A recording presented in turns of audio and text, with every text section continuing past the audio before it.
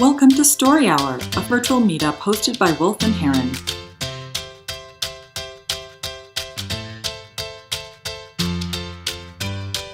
When people think of the challenges of being a vegetarian, I think the most common word that comes to mind might be bacon. A much lesser understood challenge is that it can be very difficult to explain why you don't eat meat in a way that doesn't sound or at least feel pretentious. I have several reasons for being a vegetarian, and since none of those are religious, I always feel the need to preface them with, now, I don't care if you eat meat, I don't have a problem with it, but there is a very specific reason I don't eat pork. And while you might interpret it as bizarre, it's at least unpretentious. So there's this thing called the savanna hypothesis, or something like that. Studies have shown that people across cultures are drawn to artistic depictions of a certain type of landscape. So they'll have sweeping, wide open views, at least to one side, sometimes rolling hills, clusters of trees, grasslands, and evidence of wildlife and bird life. So these are loosely termed savannas. I found myself in just such a space with a startlingly blue sky, vibrant green grass, and a scattering of puffy cumulus clouds casting shadows here and there over the landscape. Now, it was just like bigness, big sky, big sweeping view, very tranquil. And there was a light breeze, and there was some evidence of wildlife, but I was basically alone. Now, what wildlife would you expect in such a place? You know, eagles, raptors, caribou, songbirds, wild horses. Nope, not here, not in this savanna. Piglets, lots of piglets. Now, as I stood taking it all in, this flock of delighted piglets, and I realized that a group of pigs is not actually called a flock, but this was a flock somehow. They were running towards me as fast as their tiny legs would allow them. Pink piglets, brown ones, white ones with black spots, brown ones with white spots. They were roughly uniform in size, and they were uniformly delighted to see me. There was an almost imperceptible breeze, and the warmth of the sun on my skin was just so. It was a Goldilocks moment. And as I stood taking it all in, this flock, so if this sounds stupid to make a fuss about, and to come to think of it, how could it not? It's because you weren't there.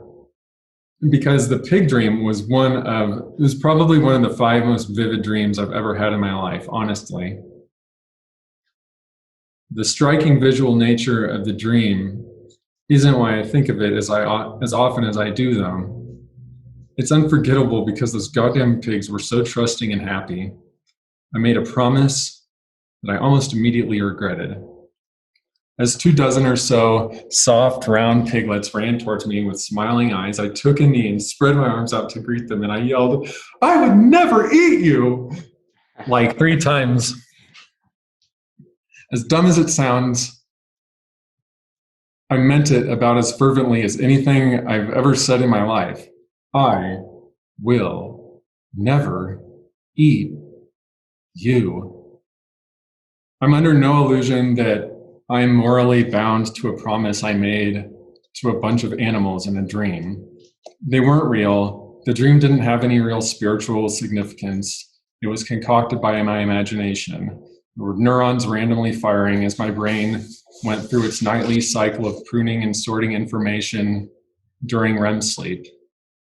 But there was just something about speaking with such fierce conviction. I couldn't unsay it. No matter how big of bullshit the promise sounds like, given the context, I feel like breaking it would be betraying something within myself. maybe. I'm not quite sure. I knew all this the moment I woke up. And bundled with that flash of knowledge, another unsettling realization came to me. I just screwed myself. I've been a vegetarian since January 2013, which was a few months, I think, after the pig dream. The reason for that is actually a little mind-bending, but it's unrelated. I have a cheeseburger about once a year on my birthday, and I cave into the occasional craving for ribeye or tenderloin, kebabs or ossobuco when it's persistent enough. I think you need to listen to your body. But I never eat pork, because if I do, they'll know. They'll come back to visit me, and I'll lean in to scratch them under their chinny chin chins. And if they didn't let me, it would break me. Thanks. Yay! Oh, the piglets. So lovely. Thank you, John. So what did John do well? What was lovely about the story? What really worked? What should he hold on to? Go ahead, Milo. I think you should apply for your own show on NPR at this point. Because every single time you describe the circumstances of your story, there's so much depth. There's a lot I could grab onto. It's not just pigs. You create these rich characters that have identities. I was picturing these little pigs running towards you, and you like on your knees, with your arms stretched out to the heavens, like, I will never eat you, I promise. So it was a beautiful painting that you created. So I really, it's always a surprise. I feel like if we were both in fact, maybe this would be like a theme for next week, by the way, or another week, but if we could both write our individual experiences about something, I feel like mine would be like, yeah, I saw some pigs, and then when I woke up, I had some bacon. And you're just like, I had this epiphany that, dawned on me. That an angel came from the heavens and spoke to me. And I'm just like, oh, okay. So, but wonderful. I thought it was fantastic. Thanks, Milo. Go ahead, Kara. Firstly, I went to a school for the environment as a grad program, and I knew a lot of vegetarians. And I have heard them describe bacon as the gateway meat. So that part of the story resonated with my experience with that. To build on what Milo said, I thought your delivery really was, at a certain moment, was really, really very effective at making a punch, making an emphasis, and grabbing our attention to the point that Milo was able to basically repeat exactly what you said. And you do have this interesting, right? You have more of a monotone as a general delivery style. So when you do let yourself go above and beyond that, it is so striking. And that worked well in this story, to the point where it was just kind of like, it shook me in a way. And so while I would challenge you to think about delivery more and more, because of your tendency to be more monotone or kind of neutral, in this moment, at that part of the story, it really created this surreal-like experience for the listener where it's like, okay, we're moseying along, and then all of a sudden something so dramatic happens, and of course, like, then we understand, then the meaning is, of course he could never eat them, of course, because you just feel so strongly about it, and you showed that to us. And I think that's the power of well-chosen, very intentional delivery when it comes to storytelling. Thanks, Kara. What else? What else should John hold on to? Go ahead, Sarah. The keep it real, you definitely kept it real. Like, there were a couple of points that caught me so off guard, because you were so like, well, great, there goes bacon. And it was sort of unexpected in the way that you were telling the story. It was great. I really, really enjoyed those moments, and it just seems so sincere. So definitely you nailed keep it real. Thanks. I'm not sure you did this intentionally, or if I just wasn't paying attention, but when you first described finding yourself in this scene, in this savannah scene, and everyone blah blah blah, and like what you expected from the wildlife, but then what was really there with these piglets, like all the way up until that point, I didn't know that this was a dream. And I don't know if I just missed that, but when I did hear when you were like, well, that was a dream or something, then I was like, oh my God, it's a dream. Like that was actually really punchy for me to kind of discover this. And so I thought that was done well. Was that intentional? Yeah. Yeah. Okay. So that was done very well. I liked how that was dropped where it was dropped rather than just putting it in the beginning. I thought that was done well. Thanks. Okay. What about opportunities for experimentation? What are some things that John could play with the next time he tells this story? Go ahead, Kara. Based on what you just shared about that being intentional, John, I wonder what would it be like if you lean more into the surreal nature of the experience before you reveal it's a dream. And I personally found myself craving to know more what the piglets looked like.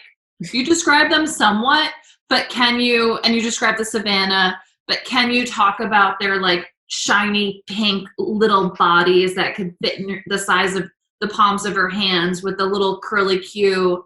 They probably looked quite magical and odd, not hyper, I'm guessing, right? Not hyper realistic, or even if they did, what could you do to just bring them in as a real character in a way and bring them to life more, so that then that will hit when you mention that it's a dream, and we'll say, oh, that makes sense. And then it'll hit again when you make your statement about the power that those piglets have over you, right? They're in some ways this huge creature. And so how can you visually bring them to life for us even more? Good points. They were slightly caricaturized. So, yeah. yeah. Well, I think one of the things that you did really well actually was describing their kind of run towards you and the sort of sheer joy of the piglets running towards you. And I think that was something, to that point, it was well done. And could you do it more? Like, are their ears flapping, and is their tail, like, what's happening with their tail? And like, just like really kind of help me to understand the joy from a physical perspective, as well as, you said, oh, they're delighted piglets, right? But what does that look like as an observer? Since you are the observer, right? This is like part of your sensory intake. And then to marry that, what I wanted more of in that moment with the piglets running towards you was, what is it feeling like for you, right? As you're watching this, how is it affecting your emotional state? And because that will help us drive you to this point of the ultimate conviction that you have with, I will never eat you, I promise. Like, I want to be convinced of that sooner in some ways. And so how are you being positively overwhelmed by these delighted piglets?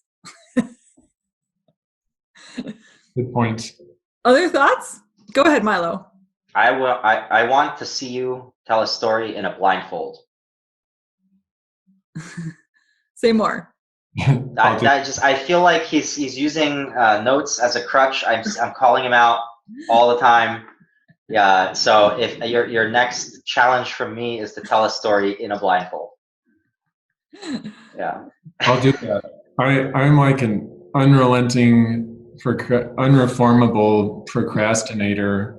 And so a lot of times I'm reading something I just printed off and haven't read out loud or really rehearsed. So, but that's something I will do at some point. Other thoughts? Anything else John should experiment with, try, play? Go ahead, Kara. I wonder if at the beginning you should describe the very powerful experience of eating bacon. It's got so many senses, you know, like the smell of bacon, the taste of bacon, the texture of bacon as the gateway meat. There's something so compelling about bacon. And if you put that at the beginning of your story and then take bacon away from yourself, essentially, you make that personal transformation even more significant. And I think because bacon is what it is, there's an opportunity there. That would be fun to play around with. Anyway, other thoughts for John? This is me pointing again to the physiology, the emotional experience that you're having throughout your work, throughout your story. There's a point when you describe the conviction that you have, and you use the word conviction. And I want that embodied as well. Like, is it in the set of your jaw? Is it in the way that your stomach has settled in a specific way? Is it in your heart rate? You know, is it about, like, do you get warm or hot, or is it actually, does it make you cold? I think that would help to bring forward, you know, what this conviction feels like more dramatically. Yeah, good point. Thank you, John. It's always lovely to have you tell stories. Thank you for coming. Visit wolfandheron.com to find out more about our story hours.